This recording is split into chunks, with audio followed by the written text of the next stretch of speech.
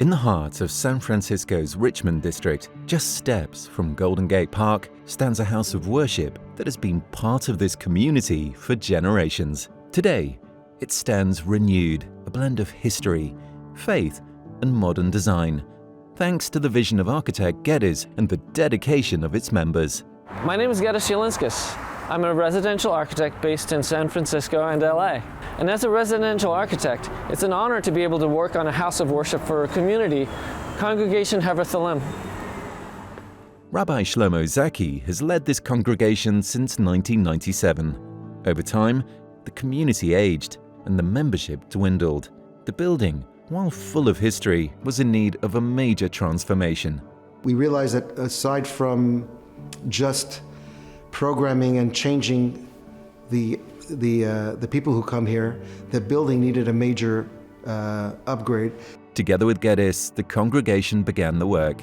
The sanctuary, once windowless and dark, held a hidden surprise. The original sanctuary of this synagogue was actually a windowless space. It was very dark and it had a low ceiling. One of the first things we did was looked up into the attic.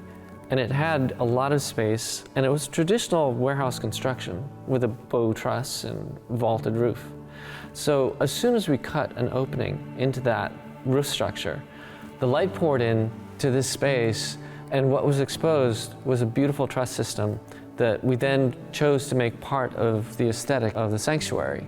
Geddes had this amazing inspiration to open up the ceiling, to put in this huge opening in the ceiling. The beams were already there, the bowstring trusses, and to expose part of the trusses and then install skylights within them, and that brought in this tremendous amount of natural light into the space. But light was only part of the story. The design honored the past while embracing the future.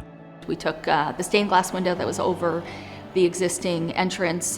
We moved the entrance and we moved the stained glass with it and modified it to meet the new space. We've taken the old memorial plaques and we're putting them into new boards so that they're incorporated in a fresher perspective, but also respecting the traditions and the history of the congregation.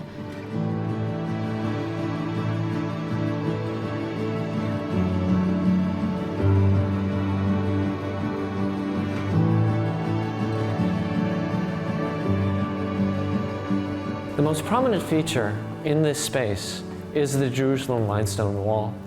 This stone links this community to their Holy Land and to their heritage.